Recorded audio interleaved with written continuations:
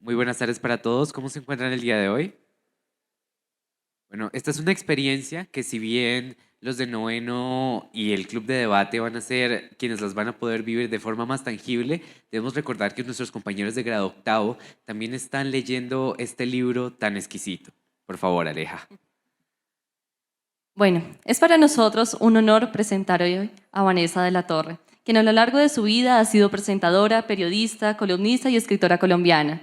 Para muchos de nosotros, nuestro recuerdo de la infancia fue ver las noticias Caracol por las mañanas y hoy la escuchamos también en Caracol Radio. Ahondando en sus estudios académicos, podemos decir que estudió comunicación social con énfasis en periodismo en la Universidad Javeriana y cursó su maestría en estudios latinoamericanos en la Universidad de Georgetown. En su carrera periodística, ha trabajado en CNN en español en Washington, además de ser reportera internacional para CMI, W Radio y Caracol, también como presentadora en Noticias Caracol, directora de Caracol Radio y columnista en el periódico El País de la ciudad de Cali. Ustedes lo saben mejor que nadie. Como escritora, hemos leído su obra Historias de amor en campos de guerra, un libro que realmente se ha vuelto un favorito del colegio porque es un libro que nos toca el corazón desde las membranas, desde esas primeras páginas en que nos damos cuenta de la Colombia en la que vivimos. Vanessa retrata de manera perfecta el conflicto armado de Colombia y cómo afecta a las personas, además de cómo el amor puede ayudar a escapar de esta dura realidad que vivieron muchos colombianos y cómo se muestran la mayoría, por no decir todas las historias que se presentan en el libro. No queremos quitarle más tiempo a este conversatorio, por eso, después de esta breve presentación, para que se encanten con ella más de lo que ya están, los dejamos en compañía de nuestros compañeros de grado noveno, Ana y Esteban, quienes traen algunas preguntas ciertamente interesantes. Un aplauso, por favor.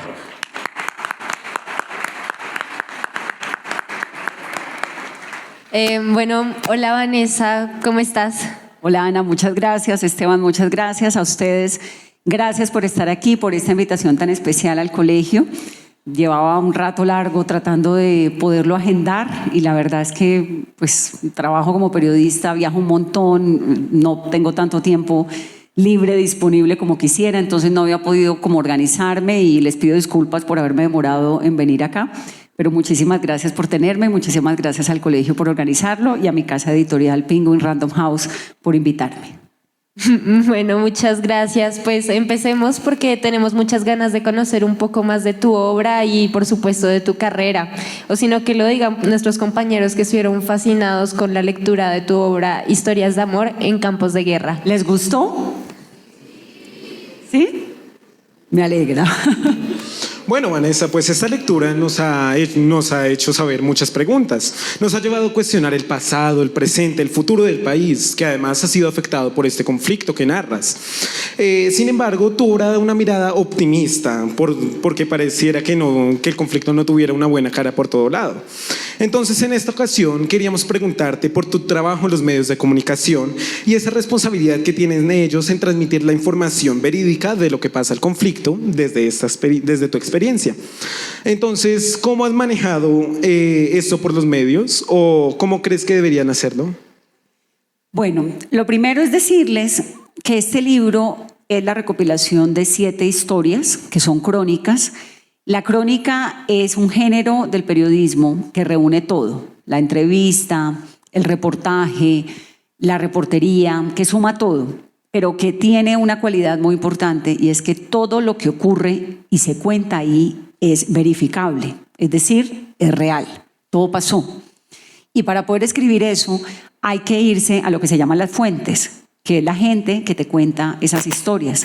Entonces tú buscas en archivos, hay una historia, por ejemplo, de Fabiola y Libardo, entonces toca ir al archivo a encontrar en la fiscalía qué información hay sobre ese asesinato. Es decir, es un trabajo extenuante en términos de investigación, porque tú necesitas hablar con mucha gente para poder construir esa historia. Y para construir una historia, digamos, tú reúnes del 100% que armas, rescatas un 70% o un 60% y el resto lo guardas, pero no lo publicas porque no lo necesitas, pero sí es un trabajo de una investigación muy seria y es lo que hay acá. El libro surge por una inquietud mía como periodista de contar la historia, parte de la historia del país que nos tocó a nosotros, que me tocó a mí, de una forma que causara esto, que uno se lo pudiera leer, porque obviamente la historia de Colombia pues está contada. Y la historia de la guerra colombiana, el Centro Nacional de Memoria Histórica ha hecho un trabajo maravilloso recogiendo testimonios. Hay grandes escritores como Patricia Lara, el mismo Gabo, que se ha metido en la historia colombiana, por supuesto. Es decir, la historia de Colombia está contada desde muchas ópticas. Yo quería un libro para esto. Básicamente, cuando arranqué a escribirlo, lo escribí para mis hijas que están aquí conmigo. El libro es del 2019, luego estaban muy chiquitas cuando lo publiqué, pero era mi manera de explicarles y de contarles a ellas dónde estaba la mamá cuando no estaba. La mamá estaba haciendo esto, haciendo reportería, para poder contar en los diferentes medios de comunicación donde he trabajado esa historia que yo cubrí, la historia de la guerra, la historia de los guerrilleros que decidieron apostarle a la paz, la historia del amor también en la mitad de la guerra, y el amor, digamos, que atraviesa todo el libro porque termina siendo un elemento para que sea atractivo leerlo, para que sea diferente, porque también hay un asunto con la condición humana. El ser humano, por más que le pasen muchas cosas en la vida, tiene su condición humana. Y hay sentimientos, emociones que siempre se pueden rescatar y que de una u otra manera nos unen a todos. El amor, la desesperanza en algunos momentos puede ser también un hilo conductor, la tristeza, digamos, todas esas sensaciones y sentimientos que están metidos dentro del ser humano nos constituyen como individuos y son intrínsecos a lo que ocurre alrededor. Sí o sí vamos a sentir amor, sí o sí vamos a sentir rabia, sí o sí vamos a sentir esperanza o desesperanza. Eso no importa ni de dónde seas, ni de qué país, ni qué comas, ni qué aprendas, ni cuántos idiomas hables, ni qué quieras hacer o no hacer en tu vida. Esa condición del ser humano, si estás en la guerra o no, la tenemos todos. Bueno, muchas gracias. Y ahora que entramos un poco más en detalles sobre tu obra, pues nos gustaría saber cuál es tu historia favorita, porque en mi caso es la historia de Miriam y Carlos Pizarro. Me parece que es una historia llena de elementos apasionantes, es algo con lo que me llevó a conectar, me llevó como a enamorarme de la historia de los personajes. ¿Y la tuya, Esteban? Bueno, pues mi historia favorita era la de Sandra Cardos, es la de Sandra Cardos. Me parece que... Sandra y Hernán, creo. Hernán y Sandra, Hernán, sí. Sandra y Hernán. Y bueno, me parece que es una historia también apasionante. Me parece que los detalles, cómo escribes esa historia, me parece fascinante. Bueno, la historia favorita cambia según el tiempo, ¿no? Digamos que la mía al principio también era la de Miriam y Carlos Pizarro, porque esa historia nos cuenta un poco cómo fue la Constitución, cómo se armó la Constitución del 91. Nosotros, todos ustedes y yo también, somos una generación, nos llevamos muchos años, no somos de la misma, pero digamos que del 91 para acá la vida colombiana cambió. Antes de la Constitución del 91, por ejemplo, una mujer que no estaba casada, pero que tenía un hijo, ese hijo no podía ir a una escuela pública. ¿Por qué? Pues porque no, eso cambió. Colombia es un estado donde la iglesia y la vida civil y la vida cívica están separadas. Es decir, hay un montón de elementos que cambiaron y que terminaron haciéndonos lo que somos hoy en día nosotros. Por eso es tan importante preservar esa Constitución. Esa historia cuenta una época de Colombia que fue muy, muy violenta. A nosotros, a mí como periodista, ahora me parece, digamos, que el país nuestro es un país muy complejo, porque es muy complejo y estamos en una época difícil también para el país. Pero cuando uno mira la historia de Colombia, uno se encuentra que Colombia es como una montaña, que hay unos momentos en los que está más o menos bien, luego está muy mal, luego más o menos bien, más o menos mal. Es un país, es una nación relativamente joven que se va construyendo con un montón de circunstancias muy complejas. En los años 80 mataban a la gente, había bombas, a ustedes no les tocó eso, pero nosotros, por ejemplo, yo era muy peladita, vivía en Cali, pero uno crecía oyendo bombas. Las bombas es una locura. Yo tengo amigos que murieron en el avión de Avianca, pusieron una bomba en un avión, eso es una locura. Mataron a un candidato presidencial en un avión, es decir, pasaban unas cosas que de verdad son absurdas. Luego viene los 90, finales de los 90, por ejemplo, los secuestros. De golpe ustedes tampoco, o no sé si tengan esa imagen, pero la liberación de la Operación Jaque fue de lo más impresionante que ha habido en la historia reciente de Colombia para los periodistas que lo cubrimos, pero para la gente. Imagínense ustedes un sitio en el que tienen encerrados a un montón de colombianos, encerrados como animales, como si estuvieran en un campo de concentración, rodeados por cercas, por alambres de púa. Eso fue el secuestro. Las pescas millonarias, que era ustedes o yo salimos ahora en un carro y hacen un retén aquí y nos secuestran y chao. Todo eso hace parte de la historia de Colombia y es horrorosa. La historia de Colombia, así como nuestro país tiene cosas maravillosas, la música, la gastronomía, unos paisajes bellísimos, la cultura, todo eso tiene también una historia muy fuerte. Pero todas las naciones se construyen a partir de esas historias fuertes. Si uno ve, por ejemplo, los franceses que tienen semejante país, pero para llegar a donde está, tuvieron que darse una pela en la Revolución Francesa. Decapitaron al rey, decapitados, con la cabeza cortada. Y hoy en día tienen una gran nación que busca la libertad, la igualdad, porque ese es, digamos, el trayecto hacia donde llegaron ellos. Entonces las naciones están construidas de unas historias muy complejas y muy fuertes, desde donde lo miren. Luego están los Habsburgo por allá en Europa, les contaré esa después, los bárbaros, todo eso. Entonces, yo depende el momento. Digamos que la de Miriam y Carlos Pizarro inicialmente fue muy importante para mí porque esa mujer nunca había contado la historia de ella. Ella se enamoró de Carlos Pizarro, que fue un hombre muy importante en la historia de Colombia, que firmó la paz siendo guerrillero y que lo mataron 41 días después de haber firmado la paz. Eso no es correcto. Cuando alguien decide hacer un proceso de paz es para preservar su vida y si lo matan se está reversando todo ese proceso de paz y con él la gente que estaba alrededor que confió en ese proceso de paz. Por eso lo que ha ocurrido, digamos, con el proceso de paz de ahora, a ustedes les tocó esa herencia del proceso del M-19, que no lo vivieron, pero digamos, está aquí contado y todo lo que somos en Colombia viene un poco también de eso. Les tocó el proceso de paz de los paramilitares, que lo hizo Álvaro Uribe. Les tocó el proceso de paz con las FARC, que tiene una falencia muy grande en este momento y es que no lo están implementando. Entonces, cuando usted le dice a una persona, entregue sus armas, que vamos a hacer un proceso de paz, y resulta que ese proceso de paz no lo implementan, esas 13.000 personas comienzan a pensar si de golpe vuelven a la guerra o no. Muchos volvieron a la guerra.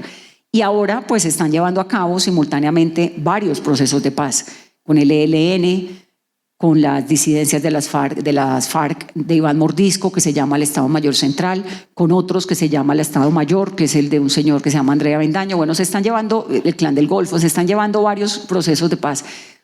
Y uno puede cuestionarlos o no, criticarlos o no, pero están ocurriendo. Entonces, esa historia me gustó mucho escribirla porque nos contaba un poco cómo era esa Colombia tan violenta, a través de la historia de una mujer que se enamora de un tipo que era muy importante, que era guerrillero, cómo fue la vida clandestina de ellos. Todo eso ocurrió, la clandestinidad, esconderse, luego las torturas a ella, la represión del Estado, todo eso me gustó mucho conocerlo. Y luego con el tiempo, pues cuando ya voy cambiando y voy cambiando también de opinión frente a la historia preferida. La de Alejandra Ramiro me gusta mucho, porque Alejandra era una explosivista. Yo no sé si ustedes se acuerdan de la bomba del Nogal, ¿se acuerdan? Bueno, pues muchas de las bombas que las FARC pusieron en Colombia salieron de las manos de Alejandra. Ella era una explosivista, o sea, había aprendido desde muy chiquita a hacer bombas. Y ver uno a esa mujer que fue tan mala, enfrentada ya a la vida normal, trabajando de cajera en un supermercado, tratando de organizar su historia de amor y no queriendo hacer nada distinto a vivir y a estar enamorada de su marido, pues es muy inspirador, porque lo que le dice a uno es que uno puede cambiar la vida. La vida es muy corta como para tomar malas decisiones, pero es lo suficientemente larga como para que esas malas decisiones se puedan reversar y se puedan curar, y siempre hay una posibilidad distinta, y eso fue lo que le ocurrió a ella, ¿no? Y al marido, porque el marido era un pisasuave, y los pisasuave en su momento fueron los guerrilleros más entrenados, así como el ejército tiene sus militares élite, los guerrilleros también. Entonces, esa historia de amor entre dos personas que fueron tan malas, tan dañinas, digamos, para la sociedad, pues es muy, muy fuerte, en mi opinión. Esas dos siempre mostraron mucho, pero también Arelis Henao, que sale adelante siendo cantante, con todas estas amenazas de los grupos delincuenciales al lado. También Sandra y Hernán. Sandra es una mujer muy pobre, con unas condiciones de vida muy difíciles, que decidió que no quería estar en la guerra. Pero todo esto, lo que le cuenta a uno, también le habla a uno sobre los privilegios, ¿no? El privilegio de la educación, el privilegio de ustedes de poder ir al colegio, de estudiar, de tener posibilidades, de hacer una carrera. Ahorita hablaba con uno de los chicos que me contaba que se quería ir a estudiar a tal universidad o a la otra. Hay que tener en cuenta que en Colombia, así como ustedes, hay miles de niños que no tienen la posibilidad de ir al colegio, que no tienen la posibilidad de un libro, ni de un balón, ni de esto. Y que al contrario son niños que la autoridad, así como la autoridad para ustedes son los profesores y es el papá, la mamá, tienen gente al lado que les aporta conocimiento y vida, estos niños tienen malandros, guerrilleros, paramilitares. ¿Y a qué les enseñan? A usar armas y a matar. Entonces, niños, por ejemplo, ¿tú cuántos años tienes? 15. Bueno, a los 15 años, Alejandra llevaba 7 años haciendo bombas, porque entró a los 8 años a la guerrilla. ¿Tú cuántos tienes?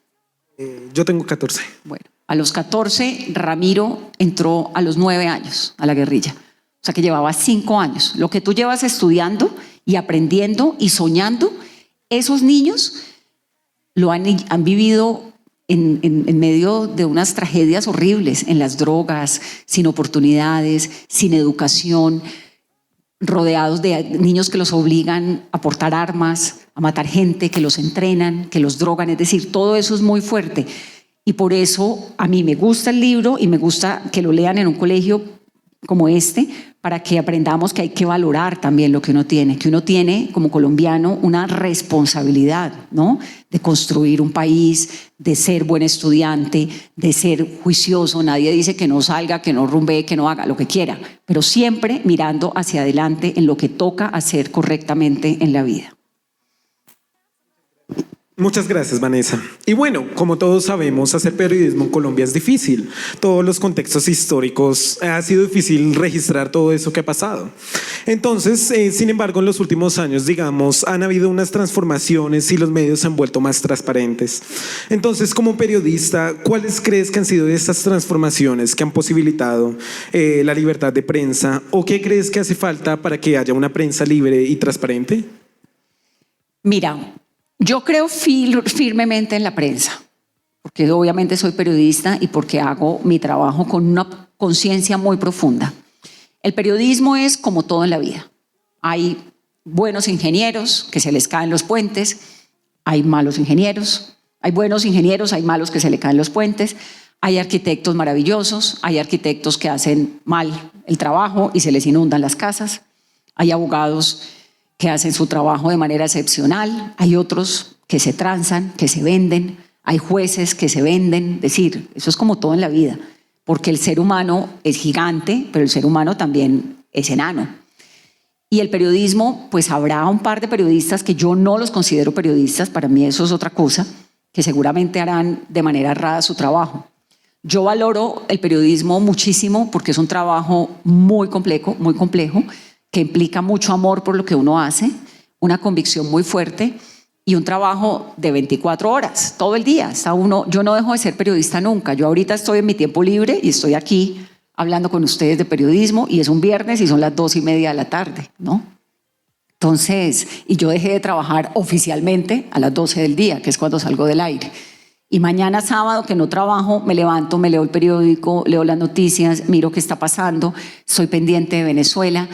La semana pasada me fui a Venezuela el sábado y me deportaron. No pude entrar a ese país. Estuve durante 3 horas sometida a una especie de, yo no puedo decir que una tortura psicológica, porque yo estoy lo suficientemente entrenada como para que no me afecte tanto que un señor me detenga 3 horas en un aeropuerto. Pero no deja de serlo. Al lado mío había un montón de personas que lloraban, una señora tirada en el piso con hambre, una niña que lloraba, y estos tipos parados al frente no nos decían nada, nos quitaron el pasaporte. Cuando a uno le quitan el pasaporte, le están quitando la identidad y uno no sabe de ahí en adelante que siga, si lo van a meter a una cárcel y lo van a dejar allá como a los 1049 que tienen desaparecidos en este momento, o si te lo van a devolver, ni idea. Y yo ahí no puedo preguntar, no puedo decir nada, no me miran, viene el uno, me pregunta, viene el otro, vuelve y me pregunta. 7 personas preguntándome lo mismo, eran las 10 de la noche, yo estoy montada en un avión desde la 1 de la tarde en Honda avión, estoy cansada, ya me quiero ir. No, ni idea, no sé en qué va a terminar ese episodio.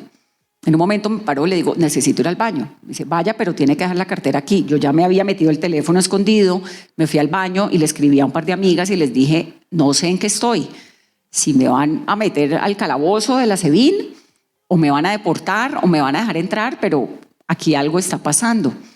Bueno, finalmente, como a las 10 y pico de la noche, vienen estos tipos y nos dicen, hagan una fila, como si fuéramos, pues no sé, a mí no me mandan a hacer una fila para entrar al zoológico, será hace mucho tiempo. Hagan una fila así como no como la fila de ustedes del himno nacional, sino con un tema de autoridad muy incómodo. Y nunca nos dijeron nada. Cuando me di cuenta, ¿a dónde vamos? Preguntó un señor, vamos para abajo. Yo no sabía si abajo estaba qué, la cárcel o el avión o para dónde íbamos. Salimos y finalmente nos montaron a un avión y yo en la puerta del avión le dije al señor, a mí me da pena, se me prometía que entregar mi pasaporte. Que yo una vez piso este avión, pues necesito mi pasaporte. Entonces, bueno, creo que el tipo por no meterse conmigo me entregó el pasaporte y ya, yo llegué a Colombia a la medianoche. Esto para contarles una cosa.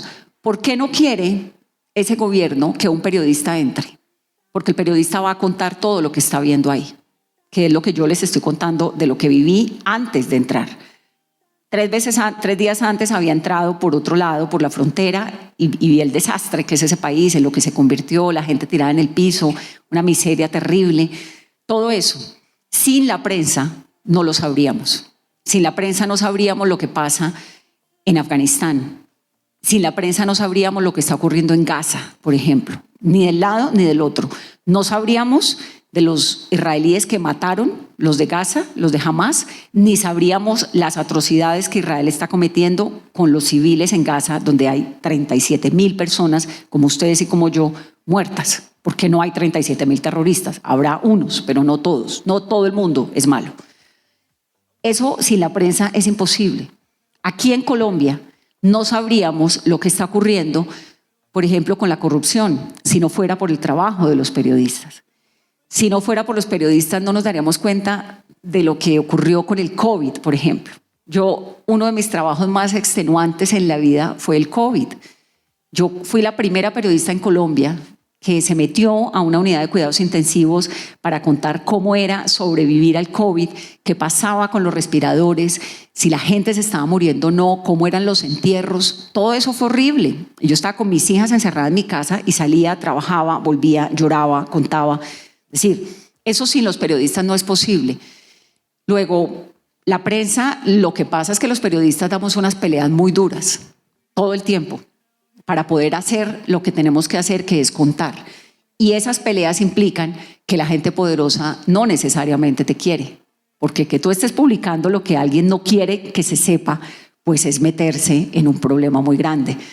Y somos los periodistas los que estamos contando las desapariciones, las atrocidades, las tomas guerrilleras, la violencia. Es decir, los periodistas realmente hacemos un trabajo muy fuerte en todos los lugares y en el nuestro, pues ni qué decir, ¿no?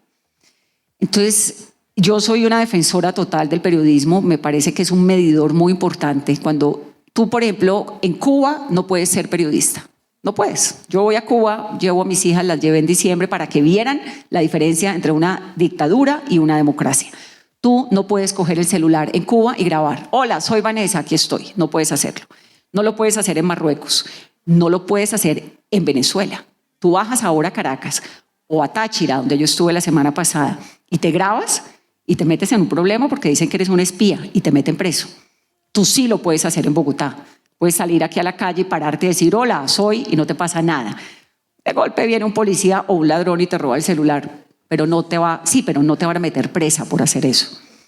Eso es lo que hay que preservar en el país nuestro, que uno pueda seguir siendo libre y que pueda seguir haciendo lo que quiera. ¿Eso cómo se consigue? En democracia. Lo demás es imposible. Entonces la gente, a los líderes que no les gusta la prensa, son los de aquellos lugares donde la democracia está tambaleando. En Venezuela no puedes trabajar, en Cuba no puedes trabajar. Eso es lo que no puede pasar, digamos, en Colombia, donde podemos trabajar. Yo puedo trabajar, a mí me llama un ministro y me dice, ¿por qué dijo tal cosa? Pues porque sí, ministro, pruébeme lo contrario. Pero no me va a meter presa por eso, ¿no? Esa es la diferencia. Muchas gracias por todo eso tan interesante. Como pues ya se nos va acabando el tiempo, nos gustaría hacerte una última pregunta y sería pues que tú dices en tu obra que hay muchas historias que ya se han contado sobre cómo el amor se sobrepone ante la guerra y el conflicto. ¿Y ahora qué pasará con los jóvenes? ¿Crees tú que el amor se puede sobreponer a cualquier guerra y a cualquier conflicto en un futuro? Yo lo que digo es que el amor siempre termina salvándonos de alguna manera, porque trabajamos, hacemos por el amor a nuestros hijos, por el amor a nuestra pareja, por el amor a nuestro país, por el amor a lo que sea. Ustedes cuando vayan creciendo se van dando cuenta de lo importante que es el amor, de lo inspirador que es el amor. Y la historia de la humanidad está contada también a través del amor.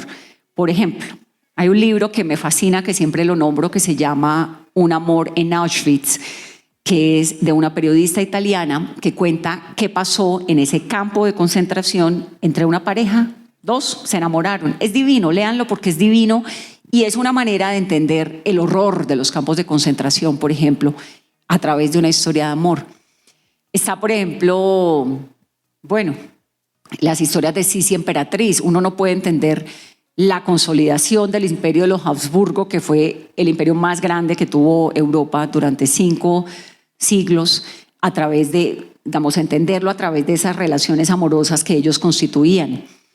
La historia de Colombia con Manuelita Sáenz es la locura, y Simón Bolívar, que es una historia maravillosa también para uno entenderla. La historia argentina con Perón y Evita, por ejemplo, que también es una buena historia de amor. La historia de cómo se formó Rusia con Catalina la Grande. Catalina la Grande era la gran reina y se enamoró de un tipo que se llamaba Potemkin, que era su militar, y al militar lo tenía en el segundo cuarto, por allá escondido, pero Potemkin fue el que le ayudó a organizar todas las estrategias, toda la vida, cómo funcionaba. Entonces yo lo que pienso es que el amor siempre es una manera, y para leer historia, pues es delicioso leer historias de amor, en mi opinión, porque me fascinan. Y creo eso, creo que realmente el amor termina salvándolo a uno, porque uno hace todo lo que hace por sus hijos, por su pareja, construye, pero se recupera, sale adelante, ¿no? Y tiene que haber ahí en medio de todo eso que es un amor por lo que uno es, que es el amor por el país que uno tiene, por la familia que uno tiene, por el futuro que uno tiene. Siempre, y de nuevo vuelvo a lo de la responsabilidad de construir siempre un lugar en el que todos podamos convivir. Yo no pretendo que todo el mundo piense igual a mí, pero sí pretendo que tu derecho a decir que no estás de acuerdo conmigo lo puedas tener. De eso se trata la vida y de eso se trata pues el amor al lugar en el que estamos. Bueno, Vanessa, ha sido muy grato contar contigo en el día de hoy. Gracias por venir. Yo creo que puedo, no sé si tienen alguna pregunta, puedo contestar algunas preguntas y las anoto rápido y las contesto como para que tengamos un poquito de interacción con los chicos. ¿Sí? Me dijeron que 12:40, o sea, tenemos 10 minuticos y me gustaría darles la palabra. Sí, claro, si gustas. Si alguno tiene alguna pregunta, alguien quisiera decir algo, me gustaría escucharlos también. ¿Qué les gustó? ¿Qué leyeron? ¿Qué no? Lo que quieran decir. Bueno, claro que sí, vamos a abrir un vamos espacio. así, acá y allá. Te toca pararte para poderte escuchar. Sí. Dices tu nombre rápido y lo que quieres decir. Para que nos rinda. Bueno, Gaby. Ok, entonces, Gaby, por favor. ¿Alguien más que tenga una pregunta o comentario súper puntual? Un segundito, por favor. Como periodista, y pues como periodista de situaciones tan abrumadoras como lo sería el conflicto armado que vive en Colombia, ¿cuál crees que es tu anécdota más impactante para ti, no solo como periodista como en el campo, de la acción, sino también emocionalmente, cómo te ha impactado como persona ciertas cosas que te han pasado. ¿Cuál ha sido la historia más impactante o el suceso más impresionante que te ha quedado grabado? Listo, ya te lo contesto. Otra, para de una ¿Qué vez más? contestar varias. Veo aquí también. Un segundo, por favor. Sigue. Muchas gracias, Vanessa. Mucho gusto en conocerte. Y quisiera preguntarte cómo es interactuar con, por ejemplo, personas como guerrilleros, paramilitares, y cómo es enfrentarse o entrevistarlos teniendo puntos de vista diferentes. Cómo es ver a aquellas personas que han tomado la vida de tantos colombianos sin tener ningún tipo de sentimiento o encuentro con ellos o algún tipo de enfrentamiento entre ambas partes. Muchas gracias. Listo. ¿Otra más? Gracias. Permíteme un segundo. Adelante. Hola, mucho gusto. ¿Y cómo crees que ha cambiado el periodismo en la era digital? Perfecto. ¿Alguien más? ¿Una más? ¿Será que tenemos por allá, por acá? ¿Buena pregunta? Hola, Vanessa. Te quería preguntar si has sido testigo de la corrupción que existe en el periodismo en Colombia. Gracias. Listo. Una última para que tengamos 5.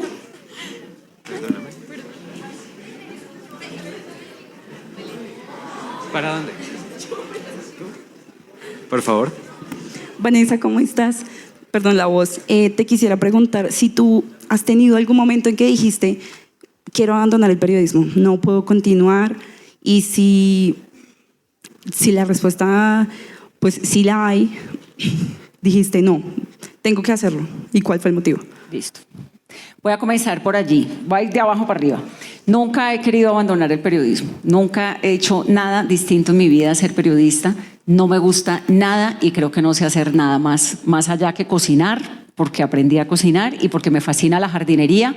Sé cómo florece una lavanda y cómo hago para que un romero crezca. Pero del resto, pues no, nunca. Me he cansado, físicamente me canso, es muy duro. Esta semana, rápidamente, estuve en Bucaramanga, en Cúcuta, pasé la frontera en Táchira, estuve en Caracas, me deportaron de Caracas, ayer estuve en Medellín, 5 viajes en 7 días. Y eso es levantándome a las 4 de la mañana todos los días, trabajando 6 horas al día al aire, escribiendo un libro como el que estoy escribiendo y tratando de criar a 2 hijas preadolescentes. Entonces, obviamente es un esfuerzo duro, me canso como todos y hay veces que no me puedo parar de la cama un sábado y digo, qué cansancio este país, y me voy de vacaciones una semana y trato de desconectarme, pero silencio, por favor, chicos. Pero nunca me desconecto de las noticias porque es una pasión muy fuerte. Por eso les decía que de verdad es una pasión del alma, y ojalá les deseo con el corazón que la carrera que escojan en su vida y el trabajo que escojan en su vida no lo tienen que encontrar de una. Eso va pasando. Uno puede arrancar con una carrera y cambiarse si quiere, o tomar estudios generales y luego meterse a lo que sea, pero les tiene que gustar para que no sea trabajo, sino que sea amor por lo que hacen y sea de verdad con un esfuerzo muy grande, porque cuando es trabajo es muy agotador, pero cuando uno le gusta es otro cuento. Entonces les deseo profundamente que a ustedes que van para la universidad y que van a hacer sus carreras en la vida, les pase eso, que se enamoren profundamente de su carrera. He sido testigo de hechos de corrupción en el periodismo, he sido testigo de todo tipo de corrupción en todo. Colombia es un país donde los niveles de corrupción son muy altos. He tenido en mis manos pruebas de políticos corruptos a los cuales he entrevistado y sé que me están diciendo mentira en la cara y me toca decir, usted me está diciendo mentiras porque aquí está el papel que demuestra que usted lo que es un ladrón. Y eso lo he visto. Y me han amenazado y me han pasado cosas. He visto también gente que me viene a ofrecer, a mí no, porque yo soy muy mal geniada, entonces a mí nadie me ofrece nada indebido, pero me ha tocado casos de colegas que me dicen, ¿qué tal este señor que me está ofreciendo plata para que publique un reportaje a su favor? Yo le digo, eso no es periodismo, eso es, si a eso le quieres llamar corrupción el periodismo, estoy de acuerdo, pero eso es relaciones públicas, eso es otra cosa, ¿no? Y pasa. Por supuesto que pasa, pero hay que seguir a los periodistas serios y entender que el periodismo realmente es muy importante. Ustedes sigan al periodista que le creen, no importa quién sea, pero créanle al periodista. es importante. Voy ahí a pasar al periodismo digital. El periodismo digital es un reto muy grande, digamos, el tema de las redes es un reto muy grande porque hay demasiada desinformación.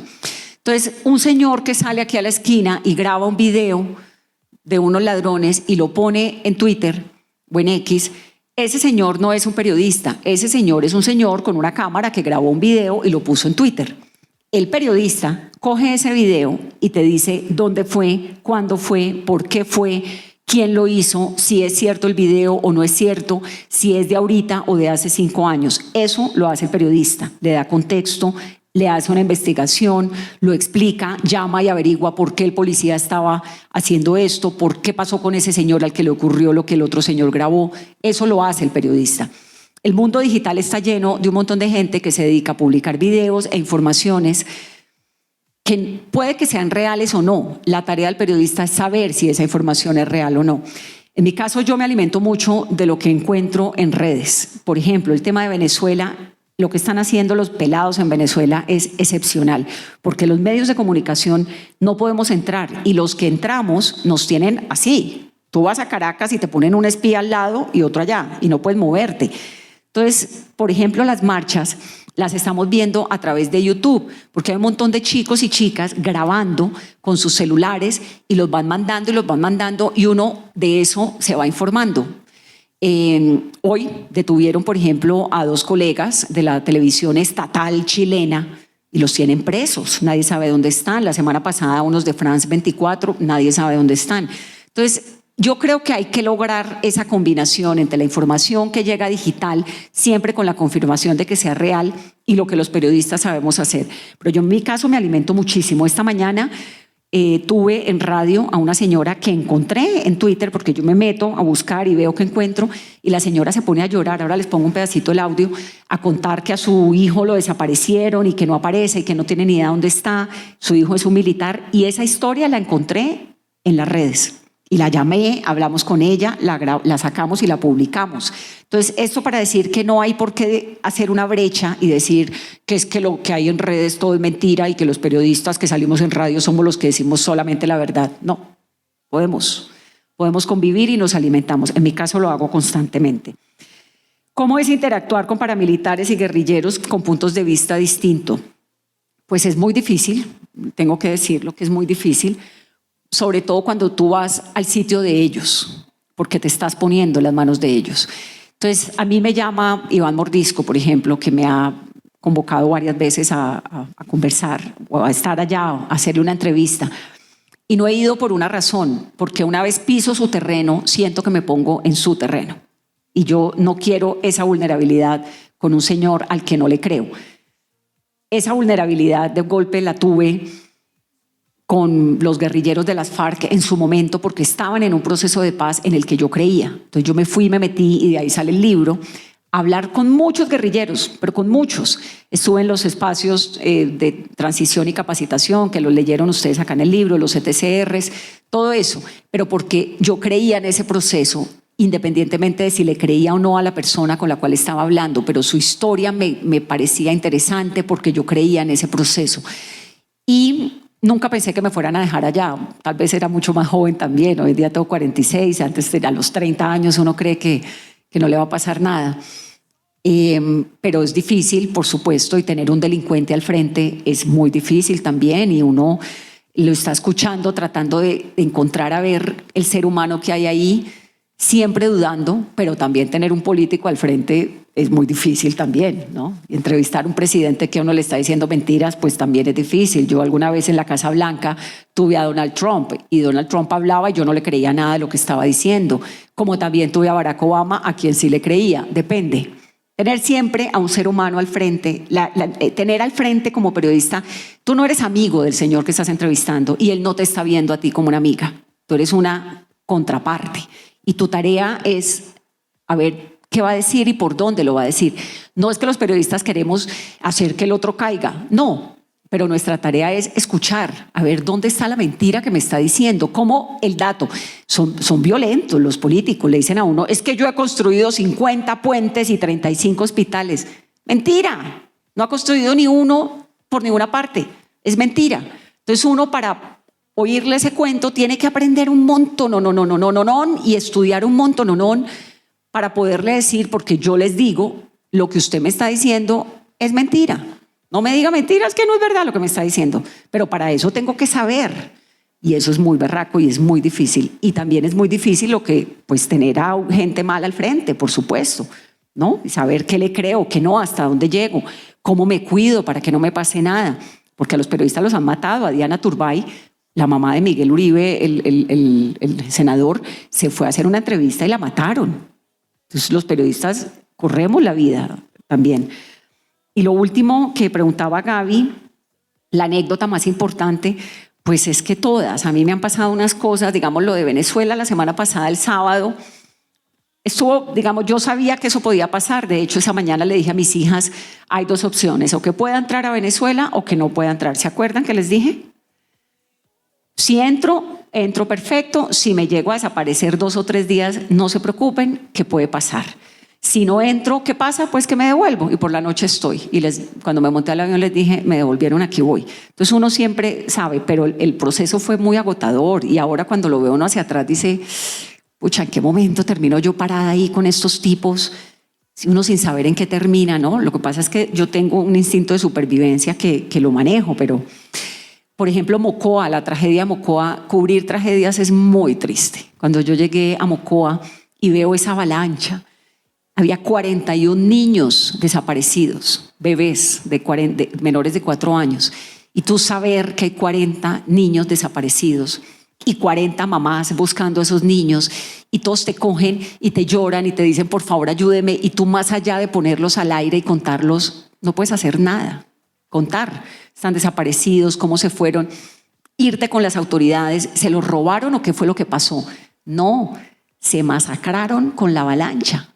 Que eran bebés. Eso es una cosa, eso es horrible. Y uno termina de trabajar y llega a dormir y se quiere morir de la tristeza. Y me pasó con el corazón, yo le meto realmente el corazón a todo y esa historia fue muy dura. Yo llegué de Mocoa y creo que me quedé callada por ahí 4 días en mi casa, así. Callada, era un dolor muy grande. Un momento muy divino cuando el Papa, por ejemplo, se presentó en Villavicencio y estos niños de batuta empiezan a cantar joropo y esa misa, y yo veía esto y decía, ¿qué es esto tan divino, tan esplendoroso? Las elecciones, cuando firmaron la paz en Cartagena, eso fue espectacular, ver a esos tipos que habían sido guerrilleros malos y macabros de toda la vida firmando un proceso de paz con los otros, eso es inspirador. Bueno, todos los días tiene uno. La historia de esta mañana, voy a cerrar poniéndoles un poquito del audio de la señora, si es que lo tengo y me lo mandaron. Eso fue de verdad que muy impresionante. Entonces está uno todo el tiempo con unas historias que te parten, pero que también te inspiran, pero sobre todo con una convicción muy grande, ¿no? Que es la convicción de saber que lo que estás haciendo de una u otra manera está aportándole a una sociedad mucho mejor.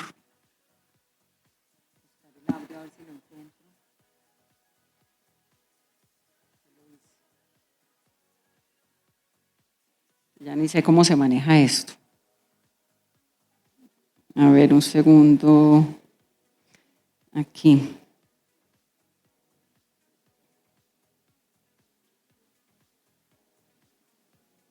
¿Dónde está este audio? Bueno. Denme un minuto que ya lo voy a encontrar, que es que no.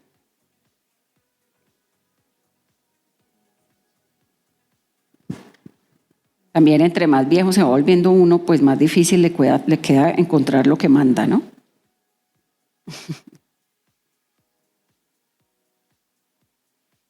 Aquí está. Miren esta señora, que es una locura. A propósito de lo que hablábamos de las redes. Esta historia la encontré yo ayer.